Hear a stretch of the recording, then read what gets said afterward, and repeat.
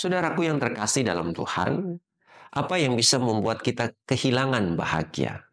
Mungkin salah satu jawabannya adalah karena kita sering merasa khawatir.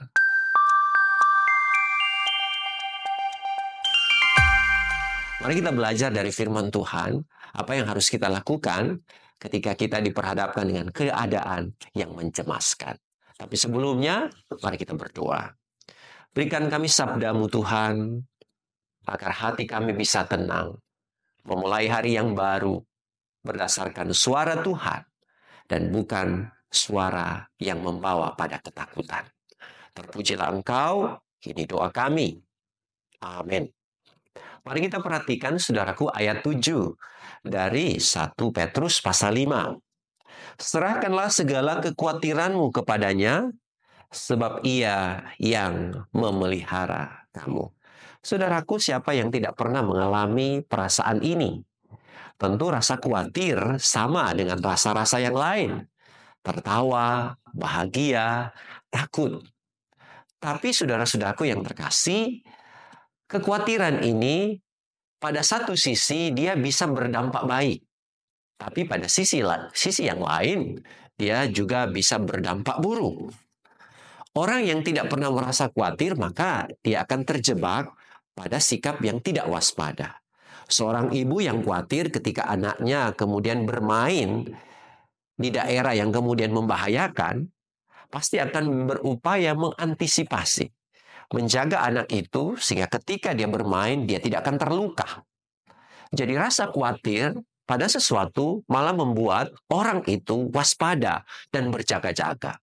Itu kalau kekhawatirannya dikelola dengan baik sehingga bisa mendatangkan hal yang baik, positif. Tapi sebaliknya saudara-saudaraku, kekhawatiran yang berkelebihan maka akan membawa dampak negatif dalam kehidupan.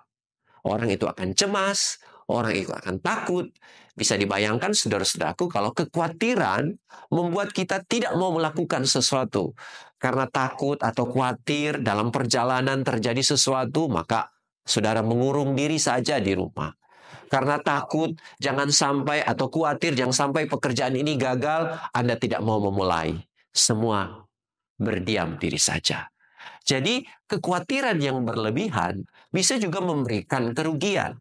Nah, bagian Alkitab ini juga mengajarkan kepada kita bahwa serahkanlah kekhawatiranmu. Mau serahkan kepada siapa, saudara? Jelas kata firman Tuhan. Kepadanya, kepada Tuhan. Kenapa kita harus menyerahkan kekhawatiran kita kepadanya? Jelas juga kata firman Tuhan di pagi hari ini. Sebab ia yang memelihara kamu. Betapa indah saudaraku firman Tuhan di pagi hari ini. Sehingga biar itu menguatkan kita dalam mengawali hari ini. Mungkin tadi sebelum kita bangun, sebelum kita berdoa, kekhawatiran sudah melanda kita. Bahkan jauh sebelum kita tidur di waktu malam, kita pun tidur dalam ketakutan.